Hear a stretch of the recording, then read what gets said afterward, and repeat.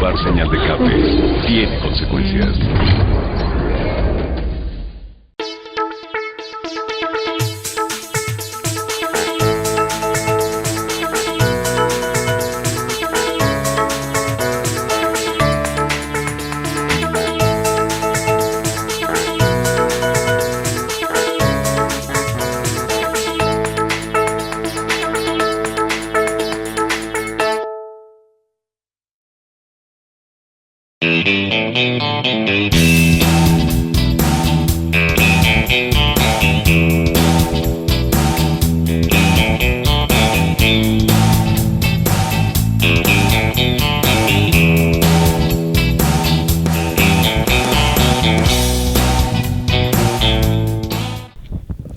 Hola a todos los televidentes, hoy nos encontramos en Comunidad en Línea y traemos un tema súper valioso para todos nosotros y para eso tenemos un invitado muy especial. Con nosotros se encuentra el mayor Julián Alberto Cañas Muñoz. Él es el comandante del Gaula de la Policía de Metropolitana del Valle de Aburrá. ¿Cómo estás? Mucho gusto, bienvenido. Ana María, buenas tardes, yo soy Patria, cordial saludo, muchas gracias por la invitación. Bueno, cuéntanos un poquito, cuéntale a nuestros televidentes, ¿hace cuánto estás en la ciudad de Medellín? Bueno, Ana María, llegué aproximadamente hace 2 meses aquí a la ciudad, pues el mando institucional determinó y me designó una responsabilidad importante para recibir como comandante del Grupo Gaula de la Metropolitana del Valle de Aburrá. Y bueno, llegué hace 2 meses aproximadamente, aquí liderando todos los procesos. Bueno, ¿cuáles han sido y cuáles siguen siendo los retos dentro del Gaula del área metropolitana y del Valle de Aburrá? Bueno, básicamente pues dentro de las políticas institucionales de la Policía Nacional, nuestro director antisecuestro, mi coronel Elber Vicente Alfonso y mi general Oscar Lamprea, comandante de la Metropolitana del Valle de Aburrá, pues lo que han determinado obviamente es un trabajo por parte del Gaula más cercano a la comunidad, más cercano a los territorios, de igual manera pues trabajar fuertemente en coordinación con la Fiscalía General de la Nación en pro de afectar las estructuras que se dedican a la extorsión en el área metropolitana aquí del Valle de Aburrá.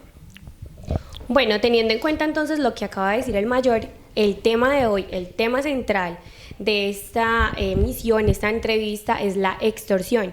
Cuéntale a nuestros televidentes cuáles son las modalidades que ahora se presentan de extorsión digamos, a la comunidad. Bueno, claro que sí. Aquí en el área metropolitana se presentan diversas modalidades de extorsión. Digamos que los grupos Gaula a nivel nacional pues estamos siempre tratando de estar a la vanguardia de las nuevas modalidades que se presentan a nivel nacional. Entre esas aquí en la metropolitana pues tenemos unas modalidades que son las que más se presentan, como entre ellas pues existen 2 modalidades de extorsión, que es la modalidad clásica y la modalidad digital.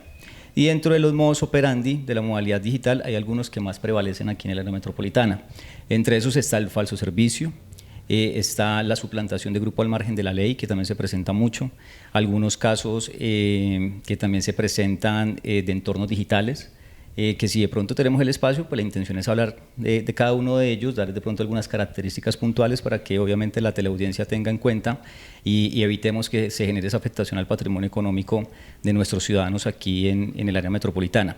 Frente a la modalidad clásica, que es esa modalidad que se presenta ya de manera presencial, que de pronto el victimario tiene la posibilidad de tener un poco más de información de su víctima, tiene acceso a su víctima, tiene de pronto la posibilidad de materializar algunas amenazas que son las que realizan esas personas para que las víctimas obviamente accedan a las pretensiones que hacen los victimarios.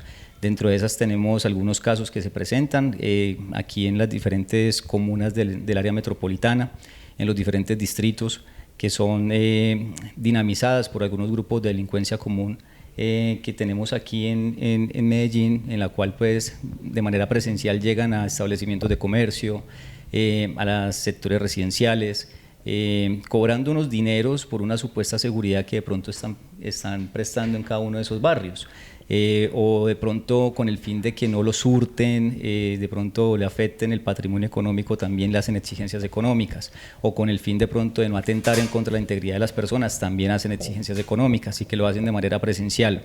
En ocasiones llegan, dejan números telefónicos en establecimientos de comercio, hacen exigencias que es de acuerdo a la estratificación del comerciante que se tiene, son cuotas que se pueden pagar de manera diaria, de manera semanal, de manera mensual, de manera anual, y es de acuerdo a la estratificación de cada uno de los comerciantes. Eso se viene presentando aquí en el área metropolitana, aunque pues, se han generado importantes resultados bajo la coordinación de la Fiscalía General de la Nación, que nos ha permitido pues, ir impactando cada una de esas estructuras aquí en el Valle de Aburrá. Bueno, cuéntanos un poco sobre qué trata lo de falso servicio para que los televidentes lo tengan más claro. Claro que sí, bueno, esta modalidad, lamentablemente uno de los gremios más afectados en esta modalidad es el sector comercio. ¿Y por qué los comerciantes? Porque pues, en atención a su labor comercial, obviamente pues, son personas que deben tener muy pública la información de su establecimiento de comercio, en redes sociales, en bases de datos abiertas al público, por internet, y esas personas, normalmente este modus operandi viene siendo dinamizado por personas que están privadas de la libertad en ciertos establecimientos de reclusión que están ubicados a nivel nacional. Nosotros, pues obviamente dentro de las investigaciones ya tenemos totalmente claro cuáles son los establecimientos carcelarios que nos vienen afectando aquí en el área metropolitana del Valle de Aburrá. De igual manera también cuáles son esos privados de la libertad que nos están dinamizando estas extorsiones.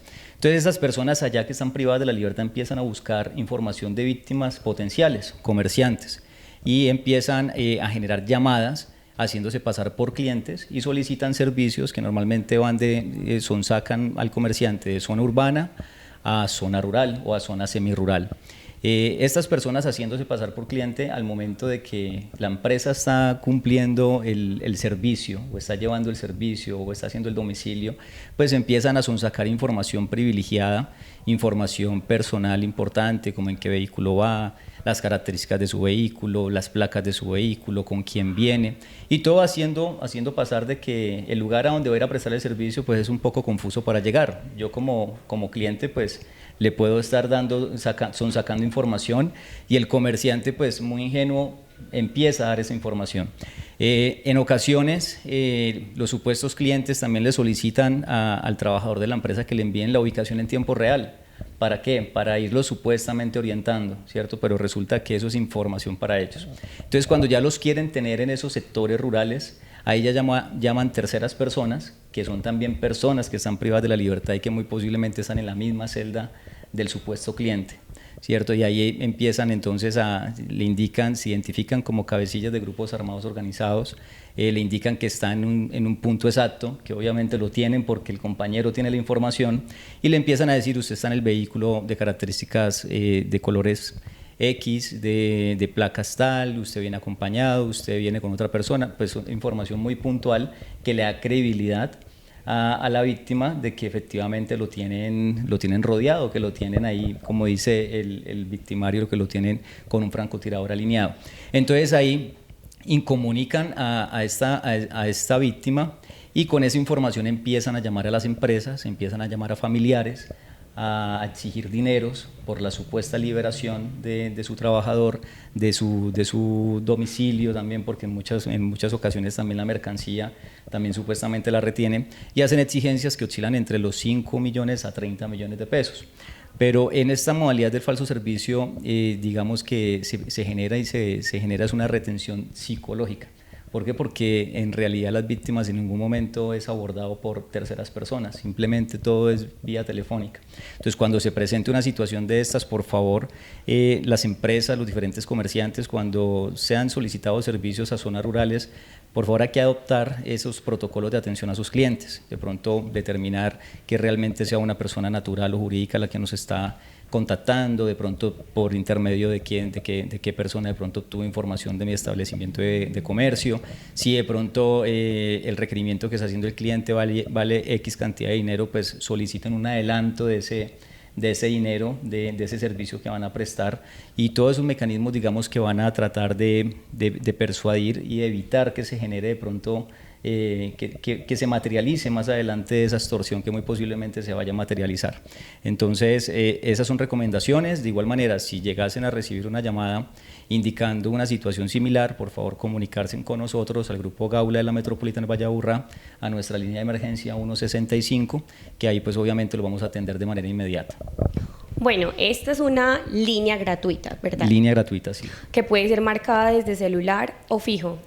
De cualquier dispositivo, tanto celular como fijo, a nivel nacional, en cualquier parte del territorio nacional, usted llama a esa línea de emergencia y le van a contestar desde el Centro Automático de Despacho de la Dirección Antisecuestro Antiextorsión y lo van a remitir con el Gaula de la jurisdicción donde usted se encuentre para que sea atendido.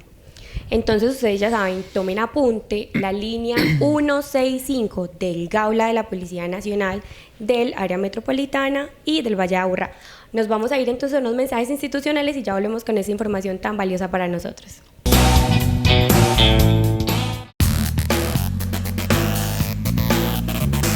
El canal de tu comunidad, Teleboyacá es más.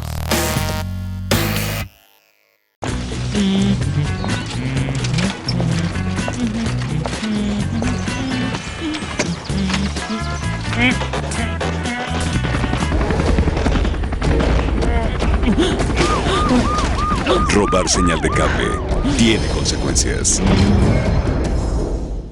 Don Chucho, ¿me regala una mogolla de chicharrones? Partida en dos. Hermano, le tengo una idea de negocio. Cuente. Vendamos canales de televisión. ¿Eso cómo es? Muy sencillo. Conectamos un cable al servicio de televisión que su mujer paga. Ese cable lo pasamos por encima de los techos del barrio y se lo vendemos a los vecinos. ¿Será? Venga, ¿y para eso no necesitamos permisos? ¿Qué permisos y qué 8 cuartos? El mundo es para los vivos. Eso me suena como raro, pero hagámosle. Ahí está la plata para cogerla. Necesitamos un cable coaxial. ¿Eso es de qué? Prestar el servicio de televisión sin permiso es un delito y lo puede llevar a la cárcel. Piénselo, no vale la pena. Un mensaje de la Autoridad Nacional de Televisión. Estamos de vuelta con ustedes. Recuerden que nos encontramos con el mayor Julián Alberto Cañas Muñoz. Él es el comandante del Gaula de la Policía Nacional del área metropolitana del Valle de Aburrá. Mayor, entonces cuéntanos cómo identificar qué es una extorsión. Bueno, es una muy importante pregunta. Bueno, la extorsión está tipificada en el artículo 244 del Código Penal colombiano, ¿cierto? Y hay algunas características muy puntuales que es importante que de pronto la comunidad la tenga en cuenta. Primero que todo, ese artículo 244 tiene unos verbos rectores, de los cuales indica que el que constriña a otro a hacer, tolerar o omitir alguna cosa para un provecho ilícito, sea personal o para un tercero, ¿cierto? Lo primero que tenemos que entrar a determinar nosotros es que primero debe haber un constreñimiento, o sea, debe haber una amenaza. ¿Eso qué quiere decir? Que hay una doblegación de la voluntad de la persona, ¿cierto? Digamos que la persona no tiene más opciones sino acceder a las pretensiones del victimario porque teme por un mal futuro. ¿Y ese mal futuro cuál es? La amenaza, el constreñimiento. Lo segundo que se debe presentar es que debe haber una afectación al patrimonio económico. Entonces, ¿y por qué una afectación al patrimonio económico? Porque el delito de la extorsión hace parte de los delitos que afectan el patrimonio económico y que están ubicados en el capítulo 7 del Código Penal. Entonces, ¿pero qué quiere decir eso? Que, o sea, que todas las extorsiones se tiene que exigir dinero. No es solamente eso, es simplemente que haya una afectación al patrimonio económico. Económico puede ser tanto en los bienes activos que de pronto nosotros tenemos, en el tema de pronto económico que a veces se presenta. Digamos que ese delito tiene unas diferencias o tiene una línea muy delgada con el delito de la estafa, que a veces de pronto muchas personas lo confunden. ¿Y por qué? Porque el delito de estafa también es un delito que afecta al patrimonio económico, pero ahí hay una situación especial, que es que con la estafa no hay esa doblegación de la voluntad, sino que la persona accede a entregar el dinero, a entregar lo que de pronto le están exigiendo de manera voluntaria. ¿Y por qué de manera voluntaria? Porque mediante engaño, ¿cierto? Yo decidí tomar la decisión de entregar lo que me estaban solicitando. Entonces, por ejemplo, que las personas que están siendo víctimas de estafa sí tienen más opciones, no tienen una sola opción, sino que tienen dos opciones, o aceptar o no aceptar. Si yo no acepto, no me pasa nada, porque no hay una amenaza, no hay un constreñimiento, no hay esa doblegación de la voluntad que es tan importante de pronto tenerlo muy en cuenta para las personas que de pronto son víctimas de extorsión y víctimas del delito de estafa, que es el artículo 246 del Código Penal. Bueno, anteriormente nos estabas mencionando que una de las modalidades de extorsión era la suplantación, ¿cierto? Cuéntanos en qué se basa esto. Claro que sí, es un modus operandi de la modalidad digital. También son dinamizados por personas que están privadas en la libertad en diferentes establecimientos de reclusión a nivel país.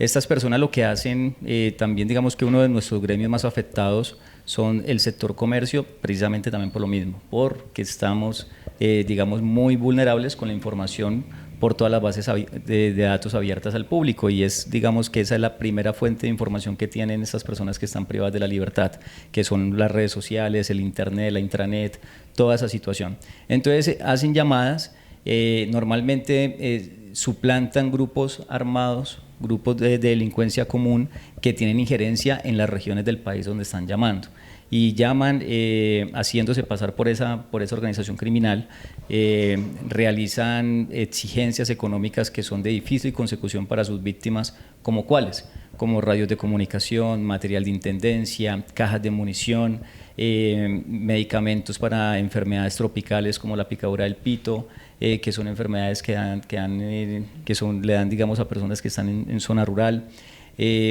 Son elementos que son de difícil consecución para cualquier persona, y normalmente siempre esas extorsiones terminan en que se genere una transferencia mediante alguna empresa bancaria, una consignación mediante alguna empresa de transacciones para supuestas personas que son los que le brindan el apoyo a estas organizaciones criminales. Entonces, digamos que la forma del pago, de la materialización de la extorsión, es mediante empresas de giros bancarios o transacciones bancarias. Es muy poco común que se genere una entrega de manera directa, a diferencia de la modalidad clásica, que es cuando me llegan a mí de manera presencial. Entonces, esas son características. ¿Qué otra característica también tiene esta extorsión? Es que las llamadas son muy constantes, llamadas muy largas. La persona que está hablando, ese victimario, parece como si estuviera recitando un libreto, no deja pensar las víctimas. ¿Y por qué no deja pensar la víctima? Porque lo que ellos menos quieren es que la víctima de pronto tenga un minuto de tranquilidad para poder llamar a las autoridades, poder llamar a la línea 123 o llamar a la línea del Gaula, y que le digan, venga, espérese, no pague, que muy posiblemente está siendo víctima de una extorsión carcelaria. Entonces, por eso lo cogen y tratan de no dejar pensar la víctima, y las extorsiones son extremadamente fuertes, porque esa es la habilidad que tienen ellos, amenazar y amedrentar obviamente a la víctima por un teléfono, para obviamente pues que accedan a las pretensiones de las personas. Cuando se presentan de pronto situaciones a nivel país, temas mediáticos, eventos de situaciones de afectación a la seguridad en temas mediáticos, normalmente se incrementan las llamadas en esos municipios, y estas personas lo que hacen es adjudicarse en esos hechos, aprovechan cualquier evento delictivo a nivel país para adjudicarse en esos hechos, aumentar las llamadas carcelarias en esos sectores. ¿Por qué? Porque eso genera temor en el momento de la llamada con las víctimas. Cabe entonces resaltar que, como lo mencionaba el mayor, los comerciantes son los primeros implicados o los primeros afectados con esa situación, pero también la comunidad está, digamos, en un peligro constante para ser extorsionado. ¿Qué no debemos hacer nosotros como comunidad fuera, digamos, de los comerciantes para evitar ser extorsionados? Yo veía entonces que en las redes sociales, ¿cierto?, generalmente se está publicando mucha información personal. ¿Qué no se debe hacer también pues con esa información?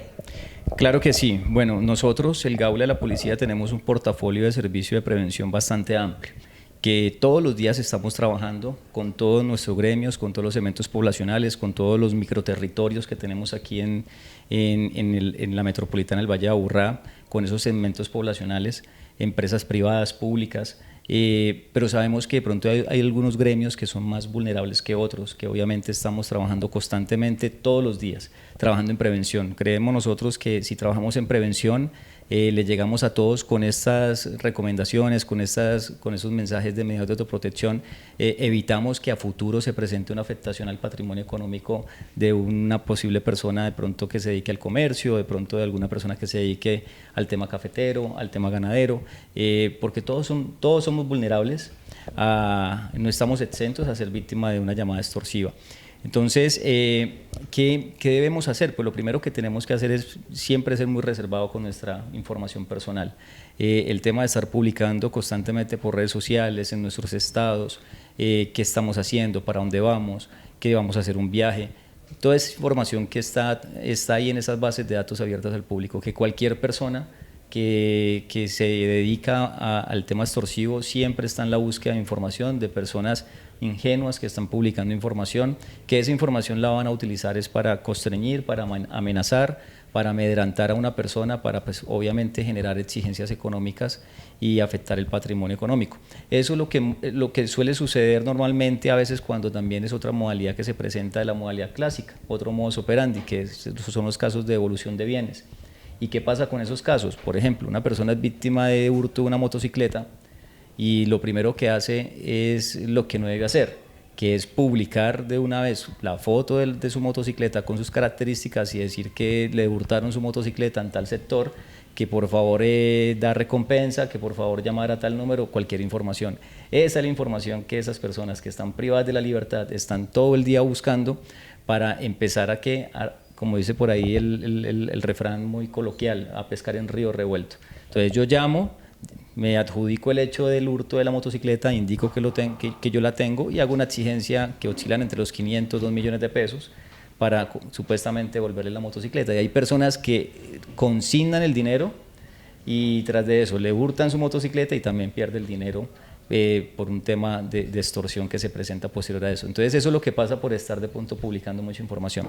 De igual manera también a cualquier persona que se le presente una llamada de tipo extorsiva, pues lo primero que debemos hacer, yo sé que es un tema que es difícil porque no todas las personas todos los días están recibiendo llamadas extorsivas, pero lo primero que deben hacer es guardar la calma, escuchar qué es lo que quiere la persona, tratar de tomar nota de pronto de información de interés, tratar de grabar la comunicación, tomar nota del número telefónico que me está llamando, no generar compromisos económicos de manera inmediata con los victimarios.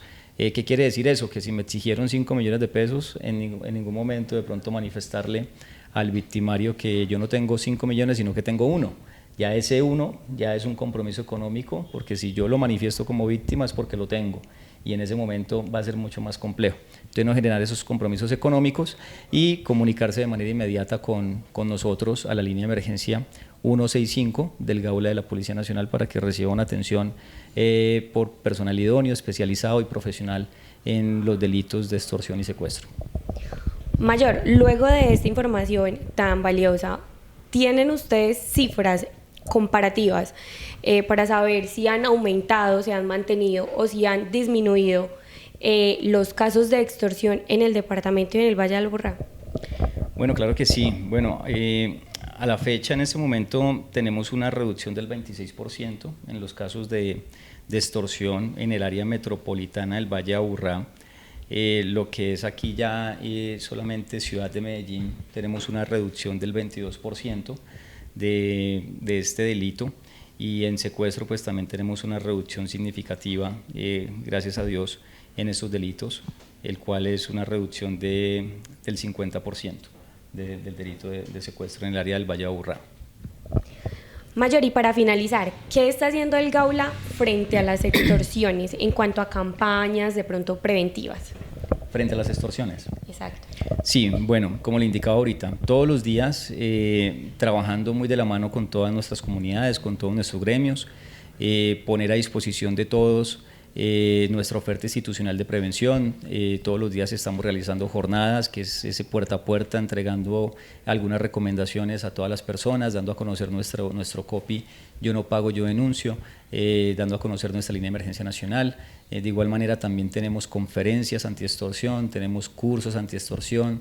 Gracias a nuestros medios de comunicación tenemos la posibilidad de estar trabajando también todos los días de manera comunicacional, informando, dando a conocer, tratando de llegarle a todos con el mensaje de cuáles son esas nuevas modalidades que se presentan, cuáles son esas medidas de autoprotección, que así yo sé que trabajando todos articulados, trabajando todos de la mano, vamos a generar que poco a poco vayamos reduciendo al máximo este delito aquí en el Valle de Aburrá. poner a disposición de ustedes todas nuestras capacidades. Lo venimos haciendo obviamente pues de manera articulada con todas las especialidades de la Policía Metropolitana del Valle de Aburrá, bajo la orientación, el liderazgo de mi general Lamprea como comandante de la Metropolitana, y que pues estamos al servicio de la comunidad y de todos los territorios acá en Medellín y el Valle de Aburrá. Queridos televidentes, ustedes entonces ya saben, tomen apunte, línea de atención 165, yo no pago, yo denuncio, para que le podamos dar a nuestra organización del Gaula de la Policía Nacional todo el poder para poder que nos ayuden a evitar esas extorsiones y poder denunciar a todos estos a todas esas personas que quieren hacer tanto daño a los comerciantes y a nosotros como comunidad. Agradecemos inmensamente la compañía del mayor Julián Alberto Cañas Muñoz. Bueno, muchas gracias Ana María por la invitación. Espero volver en una próxima ocasión, seguir hablando de otras modalidades, porque hay muchas otras que existen, que obviamente pues yo sé que el tiempo es limitado, pero la intención es eso, estar socializando, estar comunicando a todos cuáles son esas recomendaciones que pues nosotros como Gaula de la Policía queremos dar. Muchas gracias. Bueno, muchas gracias a ustedes también por habernos acompañado y nos vemos en una próxima emisión.